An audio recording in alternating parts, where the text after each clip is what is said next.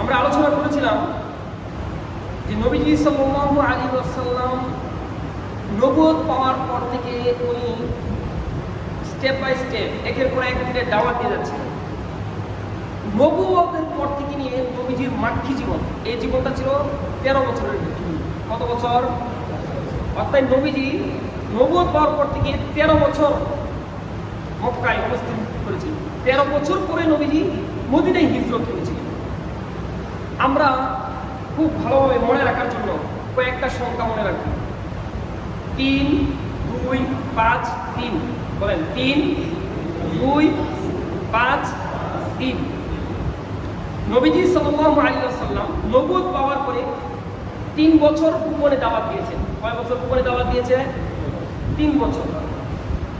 পরে আরো 2 বছর এই দাওয়াত দেওয়ার পরে যখন আল্লাহ তাআলা বললেন প্রকাশ্যে দাওয়াত দেওয়ার জন্য, সেই আয়াত আমরা শুনেছি পূর্বের জমায়, যখন প্রকাশ্যে 2 বছর দাওয়াত দিলেন তখন নবীজির উপর বিভিন্ন মিথ্যা অপবাদ, জুলুম, নির্যাতন শুরু হয়ে গিয়েছে। তাহলে 3 আর 2 কত? 5। তারপরে পরের আরো 5 বছর নবীজির উপর আরো কঠোরভাবে নির্যাতন শুরু করেছে। নবীজির জামা মুবারক ছিঁড়ে ফেলেছে, নবীজির মুখের মধ্যে থুতু নিক্ষেপ করেছিল। এই ঘটনা আজকে আমরা এই সময় শুনবো ইনশাআল্লাহ। তাহলে আগের 5 আর এখন 5 কত হলো? 10। তারপরে নবীজি সাল্লাল্লাহু আলাইহি ওয়াসাল্লাম নবীজির চাচা আবু তালেব এবং নবীজির স্ত্রী আম্মা জান খাদিজা আত-তাহিরা রাদিয়াল্লাহু আনহা, ওনারা দুজন ইন্তেকাল করেন। এই 3 বছর নবীজির জীবনে অনেক কষ্ট হয়েছে। এই 3টা বছর যে কেউ যদি ইতিহাসটা পড়ে চোখে পানি চলে আসবে। এখনো দুনিয়াতে নবীজির আপন বলতে চাচা ছিল আবু তালেব। কাফেররা যতই নির্যাতন করতো উনি ওটাকে একটু বিরত রাখতেন, বাধা দেওয়ার চেষ্টা করতেন। যখন চাচাই চলে গেল তখন নবীজির উপর নির্যাতন আরো বেশিভাবে শুরু হয়ে গেল। তাহলে 10 আর 3 কত হলো? 13। এই হলো মাক্কি জীবনের 13 বছর। মাক্কি জীবনের কয় বছর? 13 বছর। সম্মানিত হাজরিন, আল্লাহ পাক রব্বুল আলামিন সূরাতুল মাঈদা 66 নম্বর আয়াতের মধ্যে বলেন, ইয়া আইয়ুহার রাসূলু বাল্লিগ মা উনজিলা ইলাইকা মির রাব্বিক। আল্লাহ রাব্বুল আলামিন বলেন, ইয়া আইয়ুহার রাসূল, আমার আপনার নবীকে ডাক দিয়ে বলছে, হে রাসূল, বাল্লিগ মা উনজিলা ইলাইকা মির রাব্বিক, বাল্লিগ, আপনি তাবলীগ করুন, প্রচার করুন, মা উনজিলা ইলাইকা মির রাব্বিক, যা আপনার প্রতি অবতীর্ণ করা হয়েছে আপনার প্রভুর পক্ষ থেকে, তা আপনি কি করুন? তাবলীগ করুন, প্রচার করুন। আল্লাহ তাআলা বলছেন, নবী আপনি তাবলীগ করুন, দ্বীনের দাওয়াত দিন, প্রচার করেন। তাবলীগ যে আমরা বলি এটা এমনি আসে না। যে মানুষকে সৎ পথে আহ্বান করে, এই কাজটা আপনিও করতে পারবেন।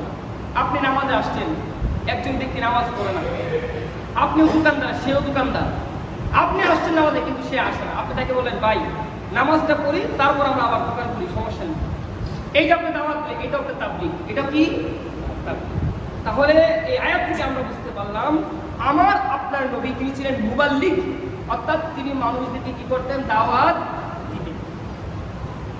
কোন ব্যক্তি সে যখন দ্বীনের দাওয়াত দিবে, মুবাল্লিগ হবে, ওই মুবাল্লিগের উপর বিভিন্নভাবে নির্যাতন আসবে। বিভিন্নভাবে কি আসবে? নির্যাতন আসবে। আমাদের নবীজি সাল্লাল্লাহু আলাইহি ওয়াসাল্লাম উনি যখন প্রকাশ্যে দাওয়াত দিতে শুরু করলেন তখন কাফেররা বিভিন্ন পর্যায়ে ওনাকে বাধা দিল। এই বাধা দেওয়ার ধরন হলো 8 ধরনের। কয় ধরনের? 8 ধরনের। আজকে আলোচনা খুব গুরুত্বপূর্ণ, খুব মনোযোগ দিয়ে শুনবেন। এই দাওয়াত দেওয়ার পদ্ধতিটা, মানে নবীজির দ্বীনের দাওয়াতটাকে বাধা দেওয়ার কাফেরদের কৌশল ছিল 8টি। কয়টি? 8টি। নাম্বার 1, মুবাল্লিগ যিনি দাওয়াত দেন ওনাকে বিভিন্নভাবে নির্যাতন, নিপীড়ন করা। যেমন আমার নবী হলো, তিনি দাওয়াত দিয়েছেন, নবীজির উপর যখনই দাওয়াত দিলেন বিভিন্নভাবে নির্যাতন, নিপীড়ন শুরু করে দিলেন। 2 নাম্বার, কাফেররা নবীজির দাওয়াত বাধা দেওয়ার সিস্টেম। মুবাল্লিগের অনুসারী যারা, ধরেন এই যে আমি ওয়াজ করছি, আমি আপনাদেরকে দাওয়াত দিচ্ছি, আমাকে যারা পছন্দ করে ভালোবাসে, আমাকে যারা অনুকরণ করে, তাদের উপর নির্যাতন করে।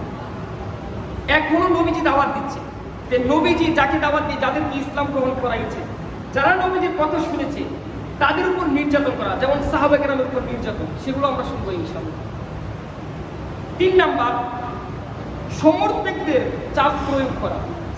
নবীজি যে দিনের দাওয়াত দিত, এই দিনের দাওয়াত যারা দেয়, যারা মুবাল্লিগ, তাদেরকে যারা সমর্থন করে, সেটা মুসলমান হোক কাফের হোক, তাদের উপর চাপ প্রয়োগ করা। যেমন নবীজি যখন দাওয়াত দিতে শুরু করলেন, যে নবীজির সাপোর্ট ছিল নবীজির চাচা আবু তালেব, সে কিন্তু কাফের ছিল, সে কিন্তু মুশরিক ছিল, কাফের ছিল, তার উপর চাপ প্রয়োগ করেছে, সে কথাও আমরা স্টেপ বাই স্টেপ শুনবো ইনশাআল্লাহ। তাহলে দায়ীর সমর্থক যে, তাকে কি করা, তার উপর চাপ প্রয়োগ করা। 4 নাম্বার, দায়ীর বিরুদ্ধে মিথ্যা অপবাদ রটানো।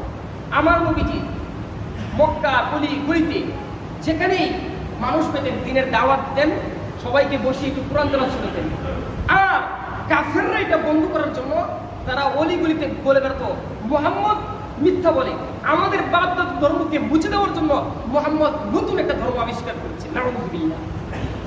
এটা হলো দায়ীর বিরুদ্ধে মিথ্যা অপবাদ দেওয়া। 5 নাম্বার, আন্তর্জাতিক অঙ্গনে দাওয়াতি কাজে বাধা প্রদান করা। এটার ঘটনা একটু আমরা শুনেছিলাম, যে যখন হজের মৌসুম চলে আসলো, দেখলো বিদেশি যারা, তারাও হজ করতে আসে, বিভিন্ন দেশ থেকে মানুষ হজ করতে আসে, তাহলে আন্তর্জাতিক পর্যায়ে যেতে ইসলামের দাওয়াতের প্রচার প্রসার না ঘটে যায়, সেই জন্য তারা কি করেছিল, হজের মক্কার কাবার চত্বরে গেটে গেটে মানুষ দাঁড় করে দিয়েছিল। 6 নাম্বার, মিথ্যা প্রলোভন দেখিয়ে দায়ীকে, যে ব্যক্তি দাওয়াত দেন, তাকে এই কাজ থেকে বাধা দেওয়ার চেষ্টা করে। নবীজি যখন দাওয়াত দিতে শুরু করলেন, তখন নবীজির কাছে অনেক লোক পাঠানো, বড় বড় নেতাদেরকে পাঠানো, কাফেরদের গোত্রীয় বড় বড় নেতাদেরকে নবীজিকে বিভিন্ন প্রলোভন দিল, বিভিন্ন লোক দারসা দিল, সেই কথাও আমরা শুনবো ইনশাআল্লাহ। 7 নাম্বার, বয়কট করা। যখন এতগুলো সিস্টেম, এত পদ্ধতি তারা গ্রহণ করার পরেও নবীজির দাওয়াত ঠেকাতে পারছে না, তখন তারা বয়কট করা শুরু করে দিল। কেমন বয়কট? যারা নবীজিকে অনুসরণ করে, যারা সমর্থক দেয়, প্রত্যেকেই বয়কট করে নবীজির সাথে লেনদেন, চলাফেরা, কথাবার্তা, পুরো মক্কা যদি একদম নিষিদ্ধ করে দেয়, কাবার দেয়ালের সামনে একদম লিখে দিয়েছে। তাহলে বয়কট করা। 8 নাম্বার, তায়েফের ময়দানে নবীজির উপর নির্যাতন। এই 8টি কৌশল, অনেকগুলো আছে, আমি শুধু মৌলিকভাবে, মানে মেইন সিরাত ইবনে হিশাম, সিরাতের যে কিতাব আর রাহিকুল মাকতুম, এগুলো সিরাতের কিতাব, নবীজির জীবনীর উপর লেখা। এগুলোর মধ্যে এই 8টি মেইন পয়েন্ট তারা তুলে ধরেছে। আমরা ইনশাআল্লাহ একটি একটি করে আলোচনা শুনব। সর্বপ্রথম কি বললাম, যে মুবাল্লিগকে বিরক্ত করা, মুবাল্লিগ যিনি দাওয়াত দেন তার উপর নির্যাতন করা। এর কতগুলো দৃষ্টান্ত আমরা শুনব। নবীজির উপর নির্যাতনের 12টি দৃষ্টান্ত আমরা শুনব। কয়টি দৃষ্টান্ত? 12টি। এর মধ্যে আমরা কয়েকটি নির্যাতনের কথা গত জুমায় শুনেছি। 1 নাম্বার, নবীজি যখন দাওয়াত দিলেন, তখন নবীজিকে কি করেছিল, আবু লাহাব পাথরে নিক্ষেপ করেছিল, এই ঘটনা আমরা শুনেছি। তারপরে আবু লাহাবের 2 জন সন্তানের কাছে নবীজি 2 কন্যাকে বিবাহ দিয়েছিল। বাড়িতে গিয়ে আবু লাহাব তার ছেলেদেরকে বললো, মুহাম্মদের 2 কন্যাকে তালাক দিয়ে দাও, মানে নবীজির উপর পারিবারিকভাবে নির্যাতন, যাতে নবীজি দাওয়াতের কাজ বন্ধ করে দেয়। এটাও কোনো কাজ হলো না। 3 নাম্বার, নবীজির চাচি আবু লাহাবের স্ত্রী উম্মে জামিল নবীজিকে পাথর নিয়ে এবং নবীজির নামে একটা কটাক্ষ করে কবিতা বানিয়ে কাবা চত্বরে গিয়েছিল, সেই ঘটনাও আমরা শুনেছি। আজকে আমরা যেখান থেকে শুনবো 4 নাম্বার, কোনো ব্যক্তি যদি দিনের দায়ী হয়, তার উপর কিভাবে নির্যাতন আসতে পারে, তার উপর কি কি জুলুম নির্যাতন হতে পারে, এগুলো হওয়া সত্ত্বেও আমার আপনার নবী যেভাবে দিনের দাওয়াতের কাজ বন্ধ করে নাই, বরং দিনের দাওয়াতের কাজের লেভেল আরেকটু বাড়িয়ে দিয়েছে, ঠিক অনুরূপভাবে আমাদেরকে নবীজি বুঝিয়ে দিয়েছেন যে তুমি যখন দিনের দাওয়াত দিবে, হক কথা বলবে, তোমার উপর জুলুম নির্যাতন আসতে পারে, কিন্তু মনে রাখবে আমি নবী হওয়া সত্ত্বেও আমার উপর পাথরের আঘাত হয়েছে, আমার জামা ছিঁড়ে ফেলেছে, আমি আমি নবী দাওয়াতের কাজ বন্ধ করে নাই। ও আমার উম্মতেরা যারা আমাকে অনুকরণ করবে কিয়ামত পর্যন্ত, তোমরাও এই দাওয়াতের কাজ থেকে পিছপা হবে না। সম্মানিত হাজরিন, বুখারী শরীফের 520 নম্বর হাদিস এবং 240 নম্বর হাদিস, দুটি হাদিসের মধ্যে নবীজিকে এই দাওয়াতের কাজ বন্ধ করার জন্য কাফেররা কি পরিমাণ নির্যাতন করেছেন এই ঘটনাটা তুলে দিয়েছে হাদিসের মধ্যে। আব্দুল্লাহ ইবনে মাসউদ রাদিয়াল্লাহু আনহু তিনি বর্ণনা করেন, তিনি বলেন নবীজি সাল্লাল্লাহু আলাইহি ওয়াসাল্লাম একবার কাবার সামনে দাঁড়িয়ে নামাজ পড়ছেন। এমন সময় কুরাইশদের কিছু মানুষ, আবু জাহেল, তারা কাবা চত্বরের পাশেই বসে মিটিং করছিল। আমার আপনার নবী যখন নামাজ পড়ে সিজদায় গেলেন, তখন তাদের মধ্যে থেকে একজন বলল, তোমাদের মধ্যে কে আছো যে অমুক এক জায়গায় যাবে যেখানে উট জবাই করা হয়েছে, ওই উটের নারী বুড়ি রক্ত পচা সবগুলো এনে মুহাম্মদের কাদের মধ্যে দিয়ে দিবেন। বলেন নাউযুবিল্লাহ। তাদের মধ্যে থেকে একজন, তার নাম হলো উকবা ইবনে আবু মুয়াইত। নাম কি? উকবা। এটা হলো আরবের সবচেয়ে বিখ্যাত কাফের, উকবা ইবনে আবি মুয়াইত। আরেকটা আছে উতবা, সেটা হলো তাদি, আর এটা হলো কফতি। উকবা ইবনে আবি মুয়াইত বলল, আমি পারবো এই কাজ করতে। আমার আপনার নবী যখন সিজদায় দিল, উকবা ইবনে আবি মুয়াইত ওই জায়গায় গেল, যাওয়ার পরে উটের নারী বুড়ি পচা সবগুলো নিয়ে আসলো। আসার পরে আমার আপনার নবী সিজদারত অবস্থায় নবীর দুই কাঁধের মধ্যে এগুলো ঝুলিয়ে দিল। নবীজি সাল্লাল্লাহু আলাইহি ওয়াসাল্লাম বুঝতে পারলেন পচা দুর্গন্ধ, কিন্তু আমার আপনার মায়ের নবী, দিনের নবী, উনি সিজদা থেকে মাথাটা উঠালেন না, নামাজ ওই অবস্থায় পড়লেন। একটু চিন্তা করে দেখেন মানুষ, আমরা নামাজ না পড়ার জন্য কত রকমের অজুহাত দেখাই, আর যে নবী এমন পরিস্থিতির মধ্যে কাফেরদের সম্মুখে নামাজে দাঁড়িয়ে গেলেন, উটের নারী বুড়ি নবীর কাঁধের মধ্যে দিয়ে দিল, তারপরও আমার আপনার নবী নামাজ ছাড়ে নাই। আর সেই নবীর আশেক দাবি করি, অথচ আযান করার পরেও নামাজের নামে কোনো খবর নাই। কেমন মুসলমান আমরা? আব্দুল্লাহ ইবনে মাসউদ রাদিয়াল্লাহু আনহু তিনি বলেন, আমি এই দৃশ্য দেখছিলাম, আমার অন্তরটা ফেটে যাচ্ছিল, কিন্তু কিছুই করার ছিল না। কাফেরদের শক্তি সবল বেশি ছিল, আমার বাধা দেওয়ার মতো কোন পরিস্থিতি ছিল না। আমি নবীজির কন্যা ফাতেমাতুজ জাহরা রাদিয়াল্লাহু আনহার কাছে গেলাম, সে তখন ছোট্ট বালিকা, গিয়ে বললাম, কাফেররা তোমার বাবার উপরে কোন নির্যাতন করছে। ফাতেমাতুজ জাহরা রাদিয়াল্লাহু আনহা উনি দৌড় দিয়ে ছুটে আসলেন। আসার পরে দেখেন আমার আপনার মায়ের নবী সিজদারত অবস্থায় এখন রয়েছে। ফাতেমাতুজ জাহরা রাদিয়াল্লাহু আনহা উনি তাড়াতাড়ি করে নবীজির কাঁধ থেকে এই পচা নারীগুলো সরিয়ে দিলেন। নবীজি সাল্লাল্লাহু আলাইহি ওয়াসাল্লাম যখন সিজদা থেকে মাথা তুললেন, ফাতেমাতুজ জাহরা নবীর চেহারার দিকে তাকালেন, তাকিয়ে দেখলেন মায়ের নবী, প্রাণের নবী মুহাম্মদুর রাসূলুল্লাহ সাল্লাল্লাহু আলাইহি ওয়াসাল্লামের চেহারাটার মধ্যে রক্ত জমাট হয়ে রয়েছে। ছোট্ট মেয়ে ফাতেমা কান্না করছে আর বলছে, বাবা, কাফেররা বুঝি আপনার উপর এরকম জুলুম নির্যাতন করছে, আপনার উপর এরকম জুলুম নির্যাতন শুরু করে দিয়েছে, তারপর কি আপনি দ্বীনের দাওয়াত এভাবে দিয়ে যাবেন? আমার আপনার নবী ফাতেমাতুজ জাহরা রাদিয়াল্লাহু আনহাকে বললেন, ও ফাতেমা, শোনো, হতে পারে তারা এখন আমার এই দাওয়াতটা গ্রহণ করছে না। আল্লাহর কসম করে বলতে পারি, এমন একটা সময় আসবে পৃথিবীর এক প্রান্ত থেকে আরেক প্রান্ত, ছোট থেকে বড়, পৃথিবীর এমন কোনো ঘর বাড়ি তৃণলতা বাকি থাকবে না যেখানে এই দিনের দাওয়াতটা পৌঁছে যাবে না। যে বলেন সুবহানাল্লাহ। হয়তো তারা এখন আমার উপর নির্যাতন করছে, যিনি মুবাল্লিগ দায়ী হবে তার এই দিনের কাজকে বাধা দেওয়া, এটা একটা তাদের কৌশল ছিল। তারপরে নবীজি সাল্লাল্লাহু আলাইহি ওয়াসাল্লামকে আরেকবার নবীজি কাবা চত্বরে নামাজ পড়ছিলেন। বুখারী শরীফের 4815 নম্বর হাদিস। উরওয়া ইবনে যুবাইর রাদিয়াল্লাহু আনহু বর্ণিত, তিনি বলেন, আমি আমর ইবনে আস রাদিয়াল্লাহু আনহু ওনাকে জিজ্ঞেস করলাম যে নবীজি যখন দিনের দাওয়াত দিত তখন মুশরিকরা নবীজির উপর কিভাবে কষ্ট দিত, আমাকে একটু বলবেন?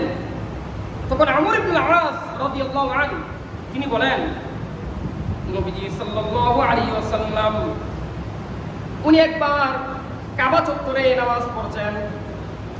এমন সময় কাফেরদের একজন বলল, তোমাদের মধ্যে কে আছো মুহাম্মদকে কষ্ট দিতে পারবে, তার নামাজের মধ্যে বাধা দিতে পারবে? এই উকবা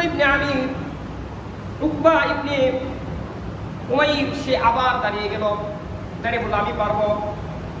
সে একটা চাদর নিয়ে আমার আপনার নবীর গলার পিছন দিক থেকে চাদরটাকে পেঁচিয়ে এমন জোরে টান দিল, নবীজির দম বন্ধ হয়ে যাওয়ার উপক্রম হলো। চেয়েছিল আমার আপনার নবীকে শ্বাস করে মারার জন্য। আবু বকর সিদ্দিক রাদিয়াল্লাহু আনহু দূর থেকে দৃশ্য দেখার সঙ্গে সঙ্গে উনি দৌড় দিয়ে চলে আসলেন। আসার পরে উকবাকে হাত ধরে ধরে ঠেলিয়ে দিলেন আর মক্কার কুরাইশদের উদ্দেশ্য করে বললেন, তোমরা কেন শুধু শুধু মুহাম্মদ সাল্লাল্লাহু আলাইহি ওয়াসাল্লামের উপর নির্যাতন করছো? তোমাদের রবের পক্ষ থেকে উনি নবী হিসেবে তোমাদের মধ্যে প্রেরিত হয়েছে, এক আল্লাহর দ্বীনের দাওয়াত দিচ্ছে, অথচ তোমরা নবীর উপর এরকম নির্যাতন করছো। মুসলমান চিন্তা করে দেখুন কি পরিমাণ নির্যাতন আমার আপনার নবী সহ্য করেছে। তারপর নবী দ্বীনের দাওয়াত দেওয়া বন্ধ করে দেয় নাই। কি একটা সময় পার হয়েছে, আমার আপনার নবীর কি পরিমাণ মর্যাদা! আল্লাহু আকবার! কুরআন হাদিস ঘাটলে বোঝা যায় নবীর কি পরিমাণ মর্যাদা। যেখানে আল্লাহর পরে সমস্ত সৃষ্টির মধ্যে আল্লাহর কাছে সবচেয়ে মর্যাদাবান হলো আমার আপনার নবী মুহাম্মদুর রাসূলুল্লাহ সাল্লাল্লাহু আলাইহি ওয়াসাল্লাম। সেই নবীকে এরকম আঘাত দিচ্ছে। 6 নাম্বার নবীজির উপর যেভাবে নির্যাতন শুরু করে দিল দিনের এই দাওয়াতের কাজটা বন্ধ করে দেওয়ার জন্য। আবু লাহাবের ছেলে উতবা, নাম কি? উতবা। আবু লাহাবের ছেলে উতবা সে একবার নবীজির কাছে গেল। যাওয়ার পরে নবীজিকে বলল, আকফুরু ওয়ান নাজমি ইযা হাওয়া সুম্মা দানা ফাতাদাল্লা। সূরা নাজমের 1 নম্বর আয়াত এবং 8 নম্বর আয়াত, এই দুটি আয়াত বলল। আর বলল আকফুরু, আনা আকফুরু, বলে হে মুহাম্মদ আনা আকফুরু, আমি অবিশ্বাস করি। ওয়ান নাজমি ইযা হাওয়া, সূরা নাজমের 1 নম্বর আয়াত, আল্লাহ তাআলা বলেন ওয়ান নাজমি ইযা হাওয়া, কসম নক্ষত্রের যখন তা অস্ত্র যায়, যখন তা অস্তে চলে যাবে। আর 8 নম্বর আয়াতের অর্থ হলো সে নিকটবর্তী হলো, আরো অনেক নিকটবর্তী হলো। অর্থাৎ এখানে জিবরাইল আলাইহিস সালামকে বোঝানো হয়েছে যে আবু লাহাবের ছেলে উতাইবা নবীজিকে বলল, আনা আকফুরু ওয়ান নাজমি ইযা হাওয়া সুম্মা দানা ফাতাদাল্লা, হে মুহাম্মদ আমি এই দুটি কথাকে অস্বীকার করি। বলেন নাউযুবিল্লাহ। এই কথা বলে আবু লাহাবের ছেলে উতাইবা আমার আপনার দয়ার নবী, মায়ের নবী, বিশ্ব নবী মুহাম্মদুর রাসূলুল্লাহ, সবাই বলেন সাল্লাল্লাহু আলাইহি ওয়াসাল্লাম, ওনার চেহারা মুবারকের দিকে চোখ নিক্ষেপ করলেন। জোরে বলেন নাউযুবিল্লাহ। নবীজির চেহারার দিকে থুতু নিক্ষেপ করলো, কিন্তু থুতু নবীজির মুখে লাগে নাই। নবীজিকে থুতু দেওয়ার পরে সে চলে গেল। আমার আপনার নবী কষ্ট পেয়ে আল্লাহর কাছে দুহাত তুলে বললেন, আল্লাহুম্মা সাল্লিত আলাইহি কালবান মিন কিলাবি। আল্লাহ তাআলার কাছে বললেন, আল্লাহ আবু লাহাবের ছেলে উতাইবা তোমার সম্মুখে আল্লাহ আমাকে থুতু নিক্ষেপ করলো, আল্লাহ তুমি তার পিছনে কুকুর জাতীয় কোন হিংস্র প্রাণীকে তার উপর বিজয়ী করে দাও, তার উপর লেলিয়ে দাও। নবীজি যদি দোয়া করে সেই দোয়া কি কবুল হবে কি হবে না? কোনো মিস নাই। নবীজি দোয়া করলেন। কিছুদিন পরে আবু লাহাবের ছেলে উতাইবা সিরিয়ায় ব্যবসার উদ্দেশ্যে গেল। ওইখানে জারকা নামক স্থানে তারা রাত্রি যাপন করল। হঠাৎ করে আবু লাহাবের ছেলে উতাইবা দেখলো একটা সিংহ তাদের এই কাফেলার আশেপাশে ঘোরাফেরা করছে। বলেন আল্লাহু আকবার। এটা দেখা মাত্রই উতাইবার মনের মধ্যে একটা ভয় চলে আসলো। সে বলল, তার সাথীদেরকে ডাক দিয়ে বলল, শোনো, ওই যে সিংহ দেখছো, আমার তো মনে হচ্ছে মুহাম্মদ যে আমার নামে বদদুয়া করেছিল সেই বদদুয়া মনে হয় আল্লাহ কবুল করে নিয়েছে। তার সাথীদেরকে বলল, এই সিংহর চলাফেরা থেকে আমার বেশি ভালো মনে হচ্ছে না, সুবিধা মনে হচ্ছে না, মনে হয় আমার উপর আক্রমণ করবো, তোমরা আমাকে একটু রক্ষা করো, আমাকে একটু হেফাজত করো। তার সাথীরা বলল, কোনো চিন্তা করো না, যেভাবে হোক আমরা তোমাকে রক্ষা করবো এই হিংস্র প্রাণী থেকে।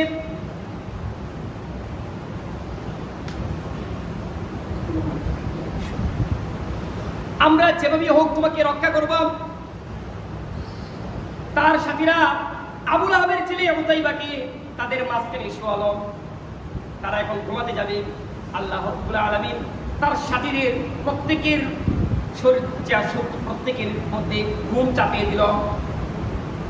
এমন ভাবে ঘুমাতে লাগলো, কোনো খোঁজ খবর নেই। সিংহ যে এসেছিল এই কথাও তারা ভুলে গিয়েছে। আল্লাহ পাক রব্বুল আলামিন আগে থেকে তো এটা নির্ধারণ করে রেখেছে যে আজকে তাকে সিংহের মাধ্যমে তাকে আল্লাহ তাআলা দুনিয়া থেকে বিদায় করে দিবেন। সিংহ আসলো, একের পর এক তার সাথীদের কাছে গেল, কেমন জানি প্রত্যেকের কাছে যায়, আর সিংহ তাদের কোনো ক্ষতি করে না, একজন করে চেঞ্জ করে। আল্লাহ রাব্বুল আলামিন মনে হয় সিংহকে বুঝিয়ে দিয়েছে যে তুমি যাকে খুঁজছো সে এখানে না, সে হলো সবার মাঝখানে। আল্লাহু আকবার।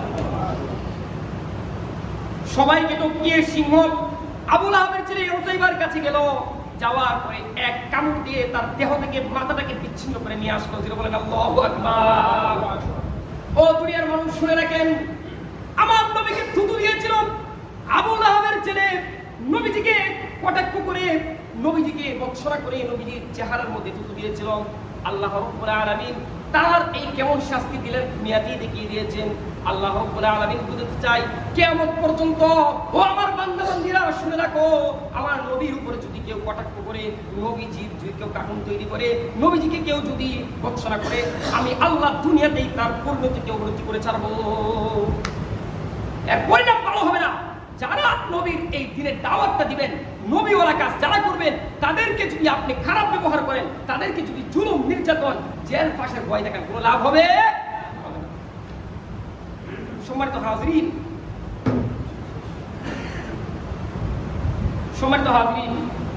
এই ছিল কাফেরদের নবীজি সাল্লাল্লাহু আলাইহি ওয়াসাল্লামের দাওয়াতের কাজ। নবীজি যেন ইসলামের দাওয়াতের প্রচার প্রসার না ঘটাতে পারে, এই হলো তাদের জুলুমের 6 নম্বর উদাহরণ।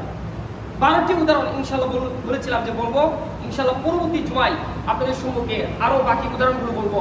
আবু জাহেল নবীজির উপর কি পরিমাণ নির্যাতন করেছে, কতবার যে চেষ্টা করেছে নবীজির এই কাজকে বাধা দেওয়ার জন্য, যতবারই যায় ততবারই বিফল হয়ে ফিরে আসে। বলেন আল্লাহু আকবার।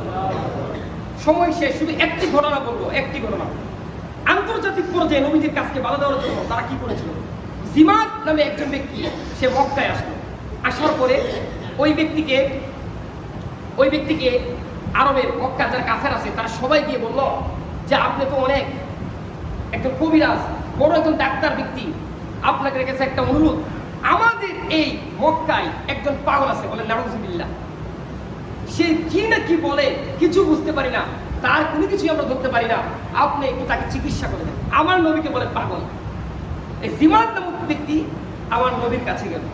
যাওয়ার পরে নবীজির চেহারার দিকে তাকানোর সাথে সাথে নবীজির দিকে তাকিয়ে রইল। বলেন সুবহানাল্লাহ, কি সুন্দর চেহারা, নবীজির দিকে তাকিয়ে রইল। নবীজিকে দেখা মাত্র বলল, আমি বুঝতে পারি, আমি জানতে পেরেছি যে তোমার মাথায় একটু সমস্যা আছে, তোমার একটু সমস্যা আছে। কোনো সমস্যা নেই, আমি বহু মানুষকে সুস্থ করে দিয়েছি, তোমাকেও সুস্থ করে দিব। নবীজি সাল্লাল্লাহু আলাইহি ওয়াসাল্লাম তার এই কথা শুনে মুচকি হাসি দিলেন, কিছু বললেন না। নবীজিকে বিভিন্নভাবে এরকম কথা বলতেন। নবীজি যখন জিমাদ তার কথা শেষ করলো, নবীজি বললেন, আপনার কথা কি শেষ হয়েছে? বলল হ্যাঁ। নবীজি এবার বললেন, ইন্নাল হামদুলিল্লাহ ওয়াসসালাতু ওয়াসসালামু আলা রাসূলিল্লাহ। নবীজি এভাবে শুরু করলেন, শুরু করে হামিম সাজদার কিছু আয়াত তেলাওয়াত করলেন, কোরআনের কিছু আয়াত তেলাওয়াত করলেন। জিমাত এই কথাগুলো শুনে, কোরআনের এই কথাগুলো, নবীজির কথা বলার বাচন ভঙ্গি শুনে একদম অবাক দৃষ্টিতে তাকিয়ে রইল। কিছুক্ষণ পরে জিমাত বলল, আপনি কি বলেছেন আবার একটু বলেন। বলে সুবহানাল্লাহ। নবীজি আবার বলল। জিমাত বলেন, আপনি আরেকটু বলেন। নবীজি আবার বলল। বলে সুবহানাল্লাহ।